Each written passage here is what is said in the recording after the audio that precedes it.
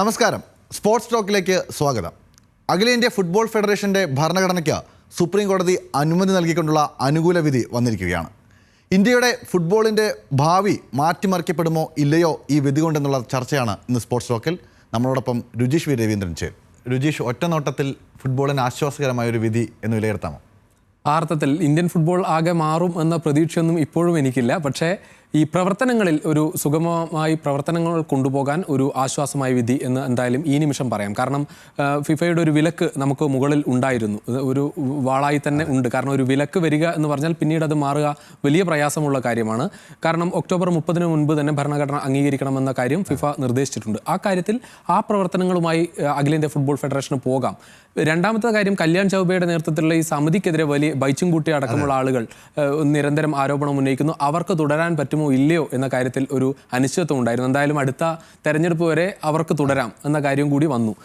ഈ പുതിയ മാറ്റങ്ങൾ കൂടി നമ്മൾ നല്ല മാറ്റങ്ങൾ പറഞ്ഞു തന്നെ പോകാം എന്ന് തോന്നുന്നു. കാരണം 14 അംഗ സമിതി ഉണ്ടാകുന്നു. അതിൽ അധ്യക്ഷൻ, അതോടൊപ്പം 2 വൈസ് പ്രസിഡന്റുമാർ, അതിലൊരാൾ സ്ത്രീയാകണം, അതോടൊപ്പം ഒരു ട്രഷറർ വേണം, കൂടാതെ 10 അംഗങ്ങൾ. ഈ 10 അംഗങ്ങളിൽ 5 കായിക താരങ്ങൾ വരുന്നു. ജീവിതകാല മുഴുവൻ 12 വർഷമാണ്, തുടർച്ചയായി 8 വർഷമാണ്. അതോടൊപ്പം 70 വയസ്സ് കഴിഞ്ഞ ആളുകൾ ഇതിൽ ഉണ്ടാവില്ല.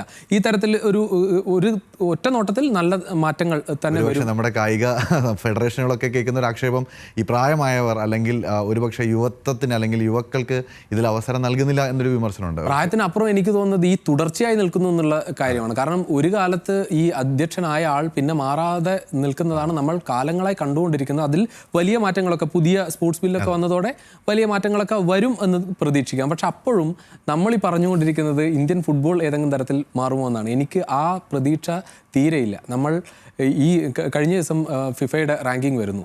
ഒരു സ്ഥാനം താഴേക്ക് പോയി 134 സ്ഥാനത്താണ് നിലവിൽ ഇന്ത്യയുള്ളത്. ഇന്ത്യ എന്ന് പറഞ്ഞ രാജ്യത്ത് പലപ്പോഴും ഫുട്ബോൾ താരങ്ങൾ പറയാറുണ്ട്, ഇന്ത്യയിൽ പല ഫുട്ബോൾ രാജ്യങ്ങളിലുള്ള ആകെ ജനസംഖ്യയുടെ അത്ര ആളുകൾ ഇന്ത്യയിൽ ഫുട്ബോൾ കളിക്കുന്നുണ്ട്. അതുമാത്രം ചിന്തിച്ചാൽ മതി. നമുക്ക് എന്നിട്ട് പോലും നമ്മളുടെ ഏതെങ്കിലും തരത്തിൽ നഴ്സറി സിസ്റ്റം കൃത്യമായി നടപ്പാക്കുന്നുണ്ടോ എന്ന് വെച്ചാൽ ഇല്ല. കേരളത്തിൽ പോലും ഇല്ല എന്ന് പറയാൻ കാരണം ഇവിടുത്തെ വിദ്യാഭ്യാസ സമ്പ്രദായവും അല്ലെങ്കിൽ സ്കൂളുകളുടെ രീതി, ആ രീതിയിലൊക്കെ നോക്കിയാൽ ഒരുപക്ഷെ നല്ലൊരു നഴ്സറി സിസ്റ്റം കൊണ്ടുവരാൻ പറ്റുന്ന സ്ഥലമാണ് കേരളം. അവിടെ പോലും അതില്ല.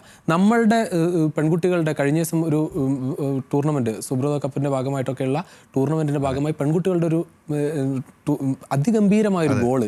പക്ഷേ ആ ഗോള് കണ്ട് അത് വീഡിയോ ഷെയർ ചെയ്യപ്പെടുകയാണ്, ഗംഭീര ഗോളല്ലേ എന്ന് പറഞ്ഞ്. പക്ഷേ ആ ഗ്രൗണ്ട് കണ്ട ആളുകൾ, അതിൻ്റെ താഴെ മുഴുവൻ ആളുകൾ വിലപിക്കുകയാണ്. കാരണം ഈ ഗ്രൗണ്ടിൽ എങ്ങനെ ഈ കുട്ടികളെ കൊണ്ട് കളിപ്പിക്കാൻ പറ്റി ഇവർക്ക്?